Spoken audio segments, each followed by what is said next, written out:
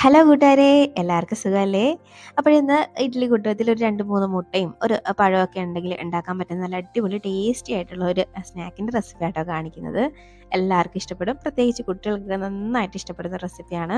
അപ്പോൾ എങ്ങനെ ഉണ്ടാക്കുന്നത് കണ്ടു നോക്കാം. അതിന് വേണ്ടി ചാനൽ ഇതുവരെ സബ്സ്ക്രൈബ് ചെയ്യാതെ ആരെങ്കിലും കാണുന്നുണ്ടെങ്കിലേ പ്ലീസ് ഒന്ന് സബ്സ്ക്രൈബ് ചെയ്ത് സപ്പോർട്ടൂടെ ചെയ്തേക്കണേ. അപ്പോൾ ഇത് ഉണ്ടാക്കാൻ വേണ്ടിയിട്ട് നമുക്ക് കുറച്ച് ഐറ്റംസ് ഒക്കെ ഒന്ന് ഫ്രൈ ആക്കി എടുക്കണം. അതിന് വേണ്ടിയിട്ട് ഒരു പാൻ ഒന്ന് എടുത്ത് വെച്ചിട്ടുണ്ടേ. അതിലേക്കൊരു 1.5 ടേബിൾ സ്പൂണോളം നെയ്യൊന്ന് ഞാൻ ചേർത്ത് കൊടുക്കുന്നുണ്ട്.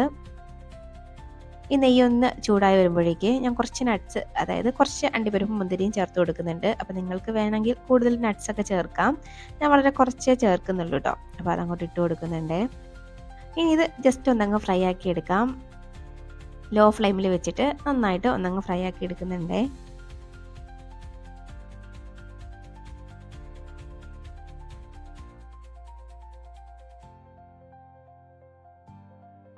ഇപ്പോൾ ദാണ്ടെ ഒന്ന് ഫ്രൈ ആയി വന്നിട്ടുണ്ട്. അപ്പോൾ നമുക്കിത് ഈ പാനിൽ നിന്ന് അങ്ങോട്ട് മാറ്റി മറ്റൊരു പാത്രത്തിലോട്ട് ഒന്ന് വെക്കാം. അപ്പോൾ ദാണ്ടെ എല്ലാം ഞാനൊരു പാത്രത്തിലോട്ടൊന്ന് മാറ്റുന്നുണ്ട്. അപ്പോൾ ദാണ്ടെ എല്ലാം ഞാനൊന്ന് മാറ്റിയിട്ടുണ്ട്. ഇനി വീണ്ടും അതേ പാനിലോട്ട് തന്നെ നമ്മൾ എടുത്തു വെച്ചേക്കുന്ന ഒരു നേന്ത്രപ്പഴം ഉണ്ടല്ലോ, അത് നന്നായിട്ട് ഇതുപോലെ ഒന്ന് അരിഞ്ഞ് ചേർത്ത് കൊടുക്കുന്നുണ്ട്. അപ്പോൾ ഒരു പഴത്തിൻ്റെ ഒക്കെ ആവശ്യമുള്ളൂ കേട്ടോ. അപ്പോൾ അത് ഇതുപോലൊക്കെ ഒന്ന് അരിഞ്ഞെടുത്താൽ മതി. ഇത് ജസ്റ്റ് ഒന്നങ്ങ് നമുക്ക് നെയ്യിലിട്ട് ഒന്നങ്ങ് മൂപ്പിച്ചെടുക്കാം. ഇത് ഒരുപാടങ്ങ് ഉടഞ്ഞ് കുഴഞ്ഞു പോകുന്ന പാകത്തിലൊന്നും എത്തരുത് കേട്ടോ. നമുക്ക് ഇതുപോലെ തന്നെ ഒന്ന് കിട്ടണം. അപ്പോൾ ജസ്റ്റ് ഒന്നങ്ങ് വഴറ്റിയെടുത്താലും മതിയാവും.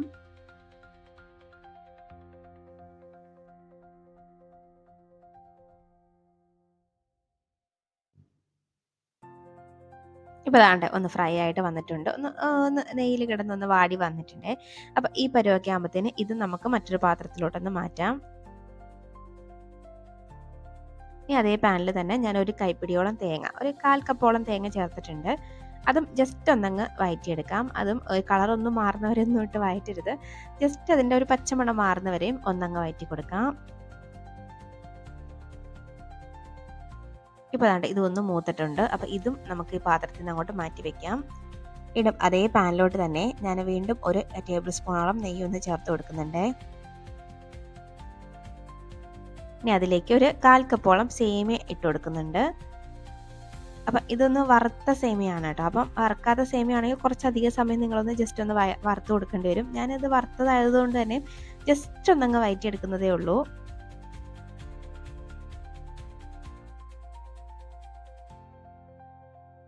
ഇപ്പോൾ ദാണ്ടെ ഞാനൊന്ന് വഴറ്റി എടുത്തിട്ടുണ്ട് കേട്ടോ. അപ്പം ചെറുതായിട്ടൊന്ന് ചൂടായി വന്നിട്ടുണ്ട്.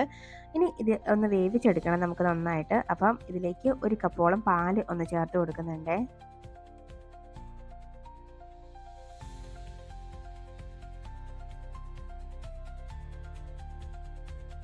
ഇനി വീണ്ടും ഒന്നും കൂടെ ഒന്ന് മിക്സ് ആക്കിയിട്ട് നമുക്കിതൊന്ന് വേവിച്ചെടുക്കാം. ചെറുതായിട്ടൊന്ന് ഇളക്കിയിട്ട് വേവിച്ചെടുക്കാം. ഒരു 1/4 ഭാഗത്തോളം ഒന്ന് വെന്ത് വന്നാൽ മതിയാവേ. കാര്യം നമ്മൾ ഇത് ഒന്ന് സ്റ്റീം ചെയ്തെടുക്കുന്നുണ്ട്. അപ്പോൾ ഒരു 1/4 ഭാഗമൊക്കെ ഒന്ന് വെന്ത് വന്നാൽ മതി.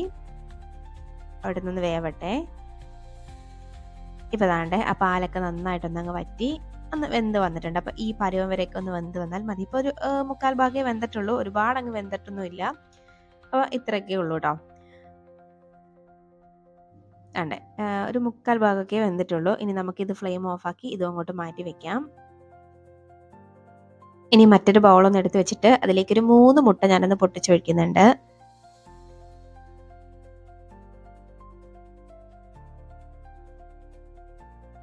ഇനി അതിലേക്ക് ഒരു 1/4 കപ്പോളം പഞ്ചസാര ചേർത്ത് കൊടുക്കുന്നുണ്ട്. അപ്പോൾ പഞ്ചസാര മധുരമൊക്കെ നിങ്ങളുടെ അളവിനനുസരിച്ച് കൂട്ടുകയോ കുറയ്ക്കുകയൊക്കെ ചെയ്യാം. ഇതൊരു മീഡിയം മധുരമേ ഉള്ളൂ കേട്ടോ. അപ്പം ഈ അളവ് ചേർക്കുകയാണെങ്കിൽ ആവശ്യത്തിനുള്ള മധുരമുണ്ട്, ഒരുപാട് ഓവറല്ല കേട്ടോ. ഇനി ഇതിലേക്ക് ഒരു ടീസ്പൂണോളം ഏലക്കാപ്പൊടിയും കൂടെ ചേർത്ത് കൊടുക്കുന്നുണ്ട്. ഇനി ഇത് നന്നായിട്ടൊന്നങ്ങ് മിക്സാക്കി എടുക്കാം. നന്നായിട്ടൊന്നങ്ങ് ഒരു വിസ്ക് വെച്ചിട്ടോ ഒരു സ്പാച്ചില വെച്ചിട്ടോ നന്നായിട്ടൊന്നങ്ങ് മിക്സാക്കി കൊടുക്കാം.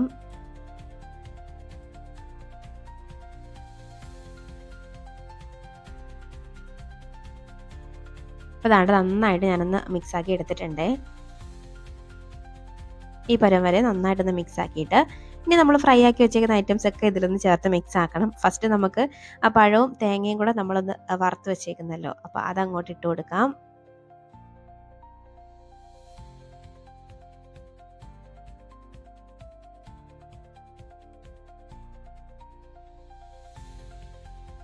ഇനി ഇതിലേക്ക് നമ്മൾ വറുത്ത് വെച്ചേക്കുന്ന ഉണക്കമുന്തിരിയും പിന്നെ അണ്ടിപ്പരിപ്പും ഉണ്ടല്ലോ, അതും കൂടെ അങ്ങോട്ട് ഇട്ട് കൊടുക്കാം.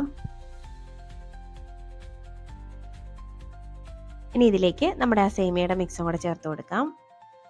ശരിക്കും പറയാൻ നല്ലൊരു ടേസ്റ്റാണ് കേട്ടോ. നമുക്കൊക്കെ വലിയ ആൾക്കാർക്കും കുട്ടികൾക്കൊക്കെ ഇഷ്ടമാവും. കുട്ടികളൊക്കെ സ്കൂൾ വിട്ട് വരുന്ന സമയത്തൊക്കെ ഉണ്ടാക്കി കൊടുക്കാൻ പറ്റിയ നല്ലൊരു ഐറ്റമാണ് കേട്ടോ. ഇനി നന്നായിട്ട് ഇതങ്ങ് മിക്സാക്കി എടുക്കാം. ഈ ഐറ്റംസ് ഒക്കെ ഉണ്ടെങ്കിൽ വളരെ പെട്ടെന്നൊക്കെ ഉണ്ടാക്കിയെടുക്കാൻ പറ്റുന്ന ഒരു ഐറ്റമാണ് കേട്ടോ.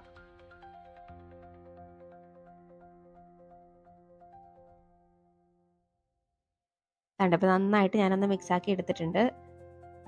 പരുവമൊക്കെ ഇതുപോലെയാണ്, നന്നായിട്ടൊന്ന് മിക്സ് ആക്കിയിട്ടുണ്ട്. ഇനി നമുക്ക് ഇതങ്ങോട്ട് മാറ്റി വെക്കാം. ഒരു ഇഡലി തട്ടൊന്ന് എടുത്തിട്ട് അതിലേക്ക് കുറച്ച് നെയ്യ് ഒന്ന് ബ്രഷ് ചെയ്ത് കൊടുക്കുന്നുണ്ട്.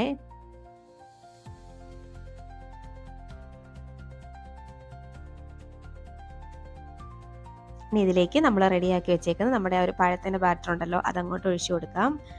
ഓരോ കുഴിക്കകത്തും ഇതുപോലെ അങ്ങോട്ട് വെച്ച് കൊടുക്കാം.